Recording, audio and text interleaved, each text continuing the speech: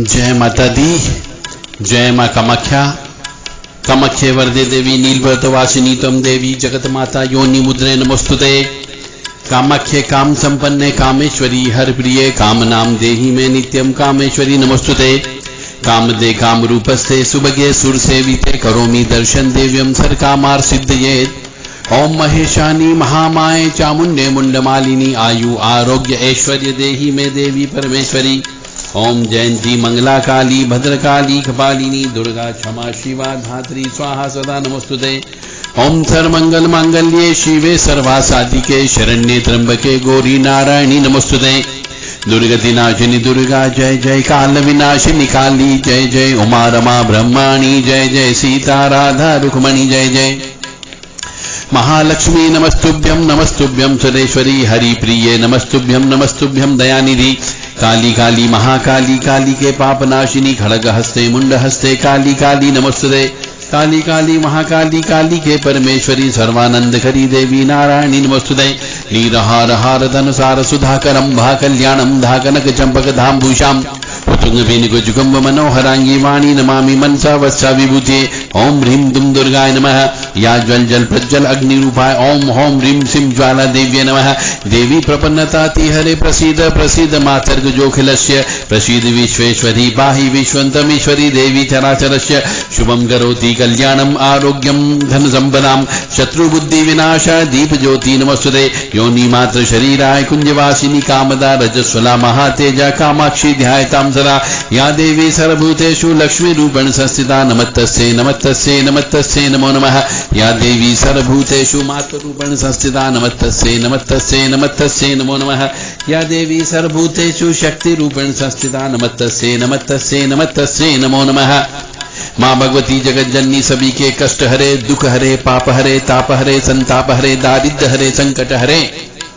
देव Radha trust की तरफ से सत्यवाणी की प्रस्तुति। सूर्य ग्रहण भारत में आने वाला है। सूर्य ग्रहण 21 जून 2020 में आने वाला है। इस सूर्य ग्रहण में क्या करें क्या न करें, सूर्य ग्रहण में तंत्र भी होता है, उस तंत्र से कैसे बचत करें, सूर्य ग्रहण में सिद्धियां मिलती है तो सिद्धियां कैसे प्राप्त करें, इन सब प्रश्नों का उत्तर हम आपको आज प्रस्तुत करने वाले हैं। ग्रहण काल में कौन कौन सी सावधानियां रखना चाहिए, ग्रहण काल में काला जादू होता है तो उससे कैसे बचें, ग्रहण काल में सिद्धि कैसे हासिल करें, ग्रहण काल में सहवास संभोग क्यों नहीं करना चाहिए, ग्रहण काल में अभिचारी कर्म सफल क्यों होते हैं और ग्रहण काल में शत्रुओं का नाश कैसे करेंगे। इन सब प्रश्नों का उत्तर आपको इस ऑडियो वीडियो में प्राप्त होगा। तो सूर्य ग्रहण 21 जून 2020 को लगने वाला है, जो भारत में स्पष्ट नजर आएगा। मंदिर में सूर्य ग्रहण जब भी लगता है तो 12 घंटे पहले उसका सूतक काल प्रारंभ हो जाता है। तो 12 घंटे पहले मंदिर के कपाट बंद रखना पड़ते हैं। कोई मूर्ति पूजा नहीं की जाती, न तो घर पे मूर्ति पूजा की जाती है और न ही मंदिरों में मूर्ति पूजा नहीं की जाती है। इसकी धार्मिक मान्यताएं बहुत होती है। और चंद्रमा जो है सूर्य को ढकता है, तब सूर्य ग्रहण होता है, यानी कि पृथ्वी और सूर्य के बीच में चंद्रमा आ जाता है, जिसकी वजह से सूर्य ग्रहण लग जाता है। सूर्य ग्रहण को नंगी आंखों से नहीं देखना चाहिए, क्योंकि उस समय पे एक विशेष प्रकार की किरणें पृथ्वी पर पड़ती है। चूंकि चंद्रमा बीच में आ जाता है तो किरणें में तेजपन ज्यादा आ जाता है, इसलिए उनको देखना नहीं चाहिए नंगी आंखों से। और यदि देखते हैं तो आंखों को नुकसान भी पहुंचने की संभावना होती है। यह मिथुन राशि में लग रहा है और मृगशिरा नक्षत्र पर विशेष तौर से प्रभाव पड़ेगा। सूर्य ग्रहण का सूतक काल जैसा मैं बता चुका हूं कि 12 घंटे पहले ही लग जाता है। ग्रहण काल में से लेकर के मतलब ग्रहण काल का जो सूतक होता है उससे लेकर के मोक्ष होने तक यानी कि 12 घंटे, कम से कम 12 से 14 घंटे तक मनुष्य को शराब का सेवन नहीं करना चाहिए, मांस का सेवन नहीं करना चाहिए, स्त्री के साथ सहवास संभोग नहीं करना चाहिए। और यदि कोई व्यक्ति करता है तो कष्ट, परेशानी, दुख, तकलीफ, उत्पीड़न, दिक्कत, चिंता, अशांति, संताप, पीड़ा और क्लेश उसको सहन करने के लिए तैयार रहना चाहिए। ऐसा कहा जाता है कि सहवास करने से नेत्र ज्योति कम हो जाती है और कभी कभी तो मनुष्य अंधा भी हो जाता है। और शराब व मांस का सेवन करने से मानसिक विकलांगता या मानसिक पागलपन आ जाता है। सूर्य ग्रहण के बाद मंदिरों की साफ सफाई की जाती है, धुलाई की जाती है, मूर्तियों को स्नान कराया जाता है, नए वस्त्र पहनाए जाते हैं, कलश का पानी बदला जाता है, कलश के ऊपर का नारियल बदला जाता है और मंदिरों को अंदर जो है गंगा जल छिड़का जाता है, गुलाब जल छिड़का जाता है, इत्र छिड़का जाता है। ग्रहण के बाद स्नान करके यथाशक्ति यथा योग्य जो है दान अवश्य देना चाहिए। और घर के अंदर भी, व्यवसाय स्थल पर भी और मंदिरों में, अपने घर के अंदर के छोटे जो मंदिर होते हैं उन पर भी गंगा जल का छिड़काव अवश्य करना चाहिए। घर के अंदर यदि पीने का पानी रखा हुआ हो तो उस पानी में, या भोजन बचा हुआ हो तो उस भोजन में तुलसी पत्र डाल करके रखना चाहिए। कोशिश तो ये की जाना चाहिए कि भोजन उतना ही बने जितना आवश्यक हो, बचना नहीं चाहिए, क्योंकि ग्रहण काल के बाद का बचा हुआ भोजन को ग्रहण नहीं किया जाता है। बालक हो गए, वृद्ध हो गए, रोगी व्यक्ति हो गए, उनके लिए भोजन करने पर या जल पीने पर कोई मनाही नहीं होती है, क्योंकि उन्हें अपने स्वास्थ्य के लिए दवाइयां लेना होती है। ग्रहण काल जब तक चलता है, विशेष तौर से जब सूर्य को टच करता है और मोक्ष काल होता है, उस समय तक मनुष्य को, जो स्वस्थ मनुष्य है, उसे पानी भी नहीं पीना चाहिए, भोजन नहीं पकाना चाहिए उस समय पे, और भोजन करना भी नहीं चाहिए, चाय नाश्ता भी नहीं करना चाहिए। यहां तक पेशाब करने और शौच करने की भी मनाही होती है। फिर भी आपकी मर्जी, मेरा धर्म था आपको ज्ञान देना, आपको बताना, मानना या नहीं मानना आपके स्वविवेक पर निर्भर करता है। ग्रहण काल जब भी आता है, चाहे वो चंद्र ग्रहण काल हो, चाहे वो सूर्य ग्रहण काल हो, उसमें तुलसी और शमी के पौधों को छूना नहीं चाहिए। और ग्रहण काल के अंदर सोना भी नहीं चाहिए, ऐसा भी कहा गया है, क्योंकि उस समय सोने से मानसिक बीमारी होने की संभावना होती है, क्योंकि नकारात्मक ऊर्जा का प्रभाव ज्यादा बढ़ जाता है। और नकारात्मक ऊर्जा जब प्रभाव पड़ जाता है और आप सो जाते हैं तो आपके शरीर के ऊपर, आपकी आत्मा के ऊपर कब्जा कर सकती है। इसलिए उस समय पे सोना नहीं चाहिए जब ग्रहण काल चल रहा होता है। दूध, दही में तुलसी पत्र डाल देना चाहिए और पीने के पानी में भी तुलसी पत्र या कुश डाल देना चाहिए। कोई शुभ कार्य नहीं किया जाता है ग्रहण काल में, और नहीं शुभ कार्य की शुरुआत भी नहीं करते हैं। गर्भवती महिलाओं को घर से बाहर नहीं निकलना चाहिए, कपड़ों पर कैंची नहीं चलाना चाहिए, गर्भवती स्त्री को सहवास नहीं करना चाहिए, सिलाई नहीं करना चाहिए, भोजन नहीं पकाना चाहिए, उसे रोना भी नहीं चाहिए, किसी से झगड़ा भी नहीं करना चाहिए, क्लेश नहीं करना चाहिए। और ग्रहण काल के समय पे कपड़े भी नहीं धोए जाते हैं, ये अवश्य आप ध्यान रखें। इस दिन जो बच्चा उत्पन्न होगा वह ग्रहणी यानी ग्रहण लगा हुआ बच्चा पैदा होगा, उसके जीवन में आगे का भविष्य भयंकर कष्टमय होगा, उसका जीवन संघर्ष में होगा, उसे हर बार परेशानियों से जूझना अवश्य पड़ेगा। यदि कोई गर्भवती स्त्री है तो उसे अपने गर्भ पर चंदन व तुलसी के पत्तों का लेप लगा करके रखना चाहिए, ताकि ग्रहण का प्रभाव उस आने वाले बच्चे पर न पड़े। ये विशेष चीज है। और किसी भी मनुष्य को चाकू का प्रयोग नहीं करना चाहिए ग्रहण काल में, छुरी का प्रयोग नहीं करना चाहिए, कैंची का प्रयोग नहीं करना चाहिए, ब्लेड का प्रयोग नहीं करना चाहिए, यानी जिससे कोई चीज कटती हो उन वस्तुओं का प्रयोग निषेध होता है। सुई धागे का प्रयोग भी नहीं करना चाहिए। ग्रहण काल में ईश्वर का नाम लेना चाहिए, अधिक से अधिक, और ऐसे मंत्र का जप करना चाहिए जो मंत्र गुरु के द्वारा दिया गया हो, और जिन मनुष्यों ने गुरु नहीं बनाया हो वो मनुष्य गुरु से ही मंत्र प्राप्त करके ग्रहण काल में मंत्र का जप करे। नियम व संयम के साथ स्नान करना चाहिए, जप तप ध्यान करना चाहिए। हवन के द्वारा, यज्ञ के द्वारा बाधाओं समस्याओं से मुक्ति के लिए, सुख प्राप्ति के लिए अनुष्ठान कर सकते हैं ग्रहण काल में। और ग्रहण काल के समय किया गया जप तप हवन कई ज्यादा गुना फायदा देता है। इसलिए हर सनातनी मनुष्य को अपने परिवार की सुरक्षा के लिए, स्वयं की आत्मा की उन्नति के लिए जप तप हवन यज्ञ करना चाहिए। मन तथा बुद्धि पर इसका बहुत तेज गति से प्रभाव पड़ता है। क्यों प्रभाव पड़ता है उसका भी साइंटिफिक कारण है। शरीर पर तेल का मर्दन नहीं करना चाहिए, यानी कि शरीर पर सरसों का तेल या कोई भी तेल जो अपन मालिश करते हैं वो मालिश नहीं करना चाहिए ग्रहण काल में। ग्रहण काल में दाढ़ी बाल नहीं बनवाना चाहिए, नाखून नहीं कटवाना चाहिए, कपड़े भी नहीं धोना चाहिए। ग्रहण के दौरान हमेशा एक दीपक चौर बत्ती वाला अवश्य जला के रखना चाहिए, जिससे घर के अंदर नकारात्मक ऊर्जा का प्रभाव नहीं पड़ेगा। यह तेल का दीपक सरसों के तेल का भी हो सकता है, मूंगफली के तेल का हो सकता है, तिल के तेल का हो सकता है, घी का हो सकता है, या कोई भी तेल का प्रयोग कर सकते हैं। आत्मा की उन्नति के लिए मनुष्य को नदी के किनारे, शमशान में, एकांत में, मंदिर परिसर में, पीपल के वृक्ष के नीचे, वट वृक्ष के नीचे या आंवले के वृक्ष के नीचे जप करना चाहिए, या उदुम्बर के वृक्ष के नीचे भी जप कर सकता है और हवन भी कर सकता है। अगर इन वृक्षों के नीचे किया गया जप भी कई गुना फायदा देता है।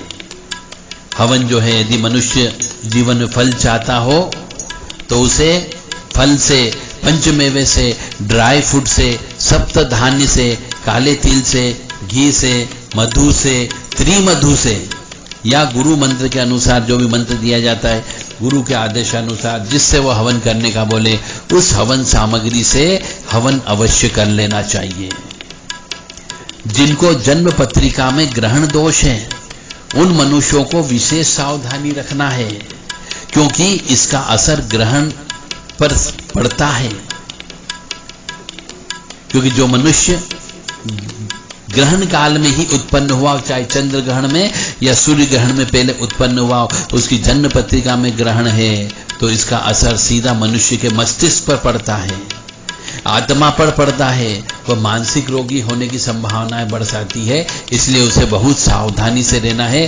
जिसका जन्म पहले ग्रहण काल में हुआ हो, चाहे सूर्य ग्रहण काल में हुआ हो या चंद्र ग्रहण काल में हुआ हो।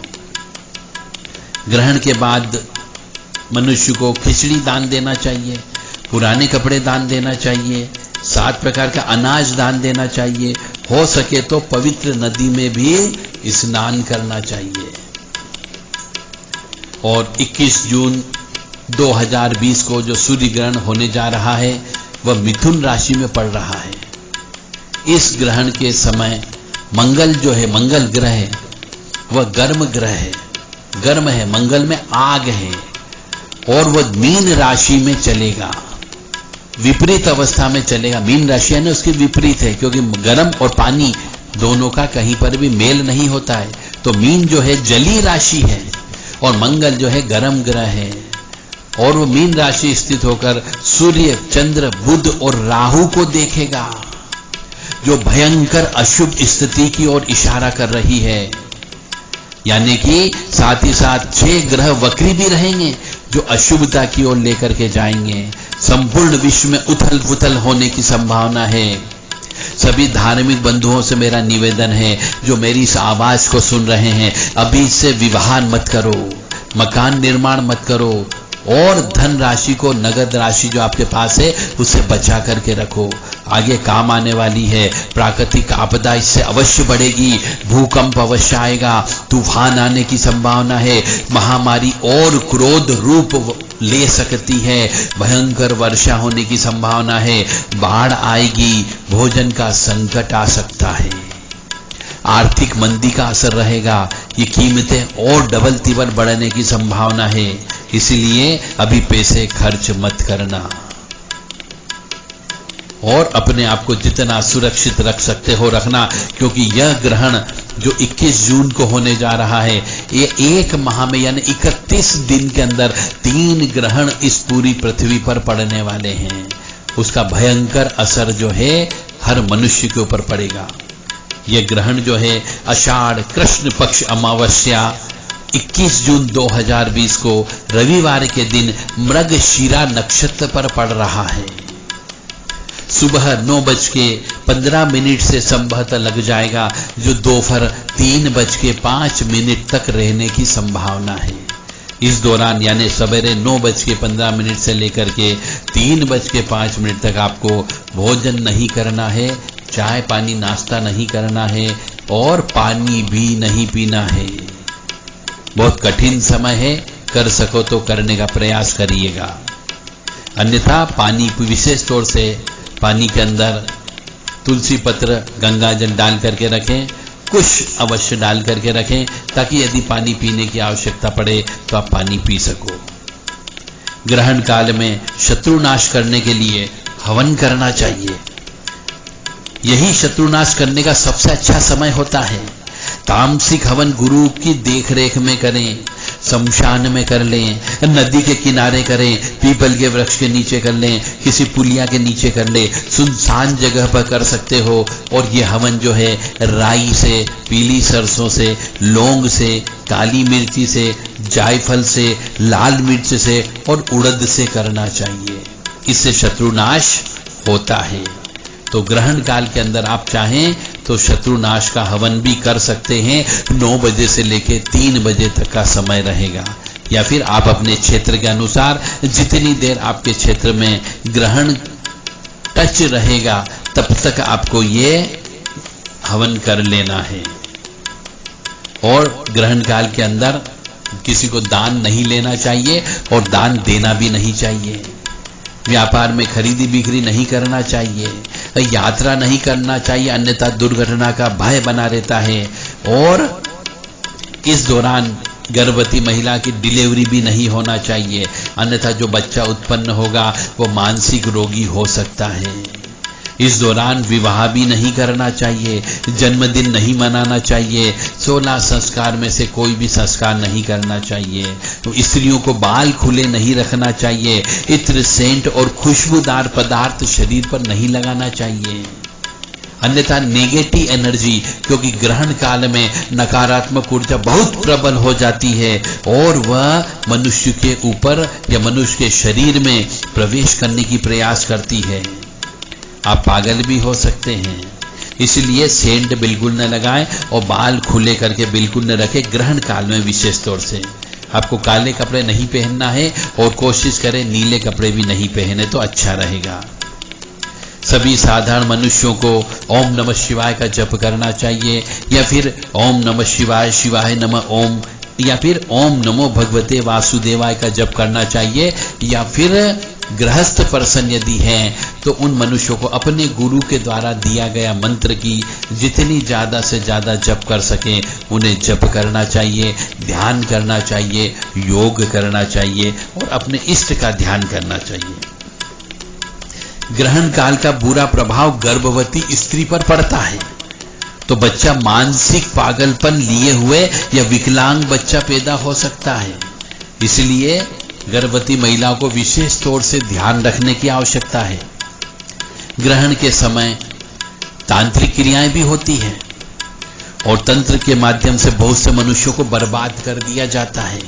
ग्रहण के समय पे मंत्र दीक्षा देने का भी सबसे अच्छा मुहूर्त होता है और वो भी तांत्रिक मंत्र लिया जाता है, क्योंकि मन का कारक चंद्र है और आत्मा का कारक सूर्य है, पंच तत्व का कारक पृथ्वी है।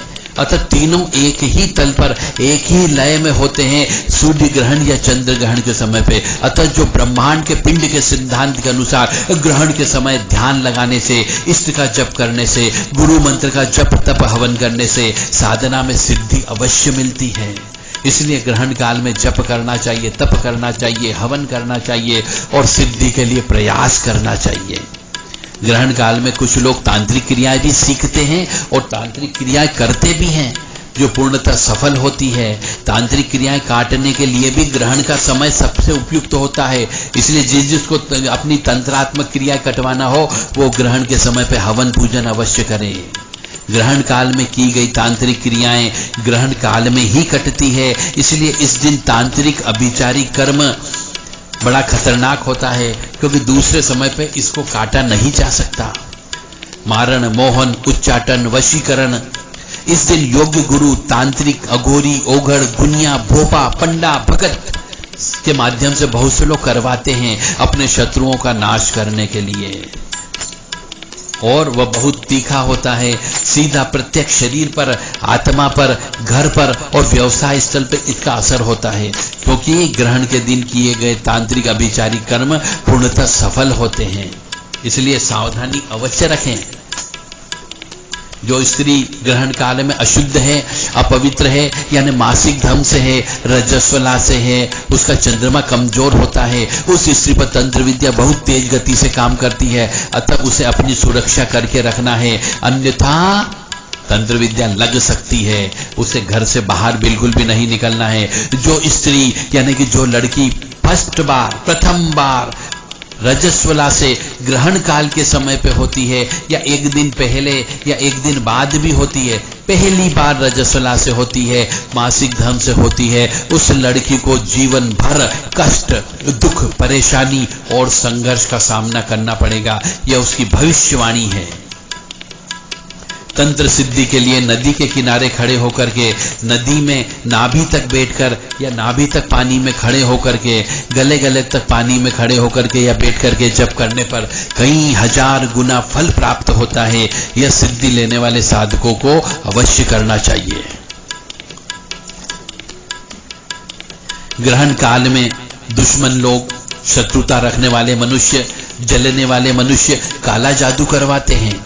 इससे बचने के लिए लौंग, पीली सरसों, जायफल और नींबू अपने साथ में रखना चाहिए, ताकि आपके ऊपर असर न हो। और घर के भी चारों कोनों पर और चारों तरफ आपको पीली सरसों बिखेर देना चाहिए। ग्रहण काल में इष्ट देवता, कुल देवी या अन्य शक्तियां कोई भी रक्षा के लिए उपस्थित नहीं रहती है, अतः सावधानी रखना अत्यंत आवश्यक है। रजस्वला स्त्री, मासिक धर्म से युक्त स्त्री, अशुद्ध स्त्री या अस्वच्छ स्त्री को ग्रहण काल में पीपल के वृक्ष के नीचे, वट वृक्ष के नीचे, नदी के किनारे, शमशान में, तालाब में, पुलिया पर, तिराहे पर, चौराहे पर, खंडहर में, एकांत स्थान में, सुनसान स्थान पर नहीं जाना चाहिए और नहीं खड़े होना चाहिए, अन्यथा कोई न कोई ऊपरी बाधा अवश्य लग जाएगी। प्रेत, जिन, जिन्नात, चुड़ैल, डाकन ये अवश्य लगेंगे। राक्षसी शक्तियां उसके शरीर के ऊपर कब्जा कर लेती है। ऐसी ही गर्भवती स्त्री के साथ होने की संभावना है। अतः दोनों को घर से बाहर बिल्कुल भी नहीं निकलना है जब ग्रहण चलता है।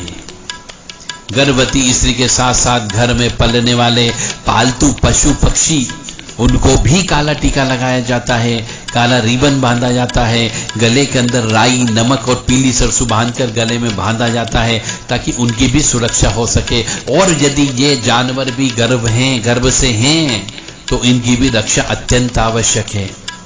यह हमारी सनातन धर्म की परंपरा है, मान्यता है और प्रथा भी है।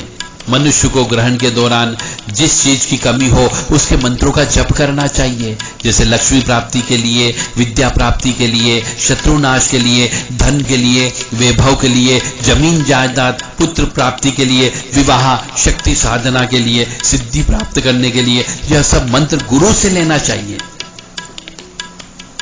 और गुरु के से लिए मंत्र ही जप करना चाहिए। YouTube से या फिर किताबों से लेकर के मंत्र का जाप नहीं करें। हमेशा गुरु मुख से लिए हुए मंत्र ही अधिक सिद्ध होते हैं और जल्दी सफलता प्राप्त होती है।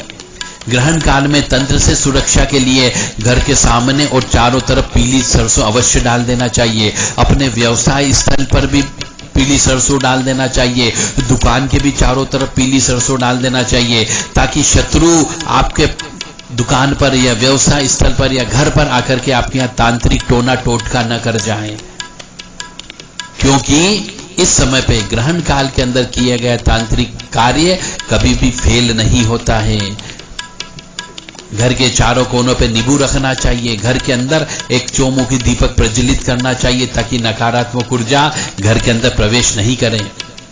ग्रहण के सूतक काल से लेकर के ग्रहण के मोक्ष काल में किसी भी प्रकार की तांत्रिक अभिचारी कर्म हो सकते हैं। अतः रात को दरवाजे के बाहर से यदि कोई आवाज आए तो आपको दरवाजा नहीं खोलना है। मियादी आ सकती है, चौकी भेजी जा सकती है, मूठ भेजी जा सकती है, जो शरीर को नुकसान पहुंचाने के साथ साथ परिवार और व्यवसाय को बर्बाद कर सकती है।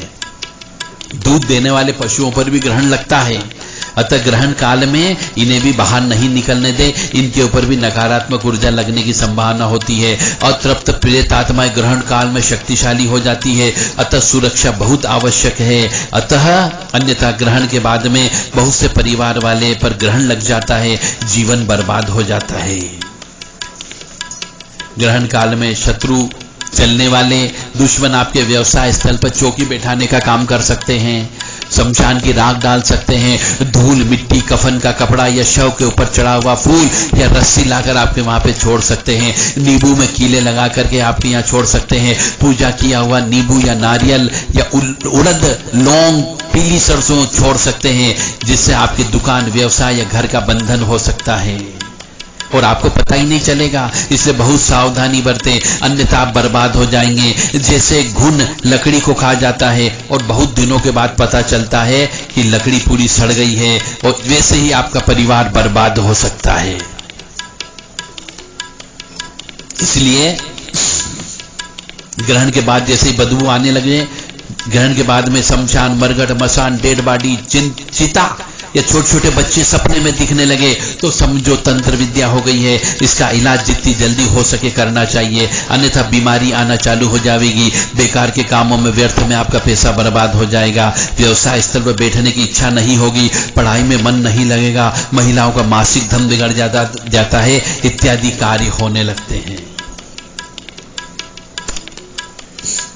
गृहस्थों को जो घर पर रहकर ग्रहण काल में जप करते हैं उन्हें सात्विक मंत्रों का जप करना चाहिए। और जो अघोरी ओघड़ लोग हैं, वाम मार्गी हैं, दक्षिण मार्गी हैं, उन्हें तांत्रिक साधना करना चाहिए। और वह तांत्रिक साधना गुरु के सानिध्य में करें, गुरु से मंत्र प्राप्त करके करें, गुरु से विधि विधान प्राप्त करके जप करना चाहिए, हवन करना चाहिए। ग्रहण काल में तांत्रिक साधना घर पर बिल्कुल न करें, चक्र पूजा भी घर पर बिल्कुल न करें। और सात्विक साधना में देवी कृपा प्राप्त होती है, तामसिक साधना में शक्ति प्राप्त होती है। और ग्रहण काल के बाद जस्ट दूसरे दिन होटल में भोजन नहीं करना चाहिए, आपको बासी भोजन मिल सकता है, ग्रहण लगा हुआ भोजन प्राप्त हो सकता है, आप बीमार पड़ सकते हैं। इसलिए ग्रहण के बाद कभी भी होटल में भोजन नहीं खाना चाहिए। ग्रहण के दौरान लड़ाई झगड़ा नहीं करें, क्लेश नहीं करें, अशांति नहीं करें, इससे बचना चाहिए। और 10 महाविद्या या भैरव जी या काली जी की साधना ग्रहण काल में घर पर बिल्कुल भी न करें। ग्रहण काल के समय सभी माता बहनों को सिर ढक करके रखना चाहिए, चोटी बांध करके रखना चाहिए। और जप के दौरान, हवन के दौरान या किसी से आशीर्वाद भी प्राप्त करते हैं तब भी सिर ढक करके ही आशीर्वाद लेना चाहिए। मां भगवती जगत जननी आद्य शक्ति भवानी आह्लादिनी शक्ति, कष्ट निवारिणी, दुख निवारिणी आपको सुखी रखे, स्वस्थ रखे, प्रसन्न रखे, आपको सद्बुद्धि प्रदान करें कि जो मैंने बताया है इनका आप अपने जीवन में उपयोग करोगे। जय माता दी, जय मां कामाख्या।